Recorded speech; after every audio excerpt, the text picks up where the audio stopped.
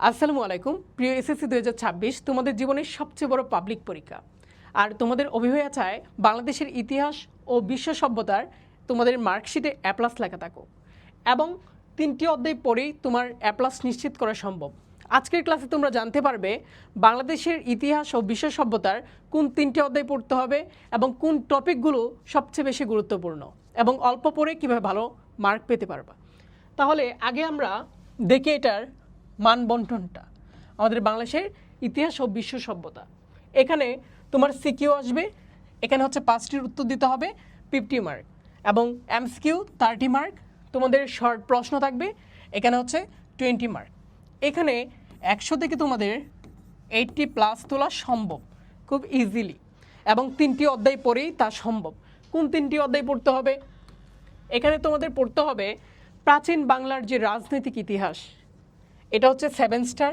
এখান থেকে তোমাদের প্রশ্ন আসবে, কোন টপিক থেকে প্রশ্ন আসবে সেটাও আমি বলে দিব।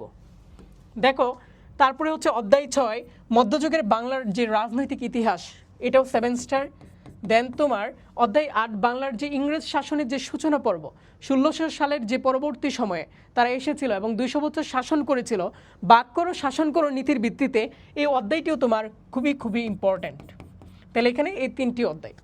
এখন বলতে পারো ভাইয়া এই 3টি অধ্যায় পড়লে কি সব শেষ হয়ে যাবে? আমি বলেছি শুধু তোমাদের ক্রিয়েটিভ প্রশ্নগুলো সলভ হবে। এই 3টি অধ্যায় পড়লে তোমাদের 5টি সৃজনশীল কমন পাবা, কিন্তু এমসিকিউর জন্য তোমরা বাকিগুলো পড়বা, শর্ট প্রশ্নের জন্য বাকিগুলো পড়তে হবে। তো এখন বলতে পারো 3টি অধ্যায় না, আমি আরেকটি অধ্যায় পড়তে চাই।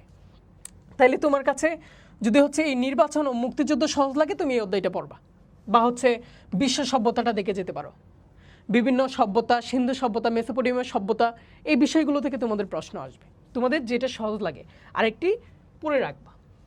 তাহলে এই 3টি অধ্যায়ে তুমি কোন টপিকগুলো পড়বা?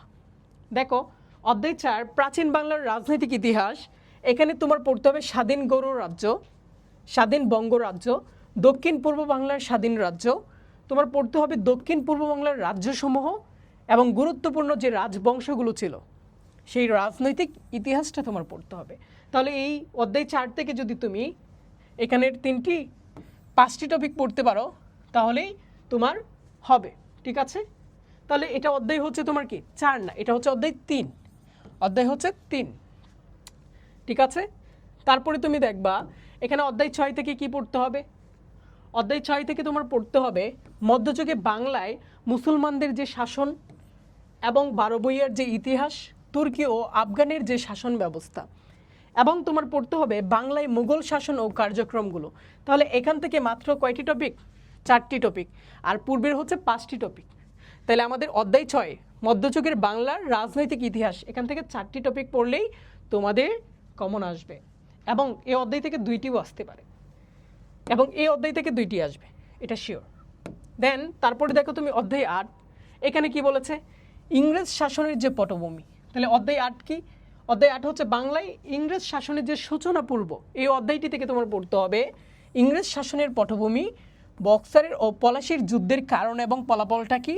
দেন তোমাকে পড়তে হবে ইংরেজ শাসনের ফলে রাজনৈতিক যে পরিবর্তন, এই যে ইংরেজরা শাসন করেছিল প্রায় 200 বছর, এই যে শাসন করার ফলে আমাদের যে রাজনৈতিক যে পরিবর্তনটা আসে, জাতীয়তাবাদের যে উত্থান ঘটে, এই বিষয়গুলো থেকে প্রশ্ন আসবে। তোমার চিরস্থায়ী বন্দোবস্তের পটভূমি ও হচ্ছে ফলাফল, এই 3টি অধ্যায় থেকে তোমাদের এই টপিকগুলো পড়লেই হবে। তাহলে আমাদের অধ্যায় 8 থেকে কয়টি টপিক? 4টি টপিক, এবং আমরা পূর্বে দেখেছি অধ্যায় 6 থেকে হচ্ছে 4টি, এর পূর্বে 5টি, এই মোট হচ্ছে কয়টি? 4 4 8 আর 5 হচ্ছে 13। এই 13টি টপিক যদি পড়তে পারো তোমাদের নিশ্চিত 5টি সৃজনশীল কমন পাবা, এ প্লাস একদম নিশ্চিত। আর এমসিকিউর জন্য হচ্ছে বিগত 5 বছরের প্রশ্ন সলভ করবা অ্যান্ড শর্ট কোয়েশ্চেনের জন্য একই। তাহলে তুমি হচ্ছে কমেন্টে জানাবা পরবর্তী কোন ধরনের ভিডিও চাও, বা কোনো টপিক ভিত্তিক যদি সমস্যা থাকে সেগুলো জানাতে পারো। ধন্যবাদ সবাইকে।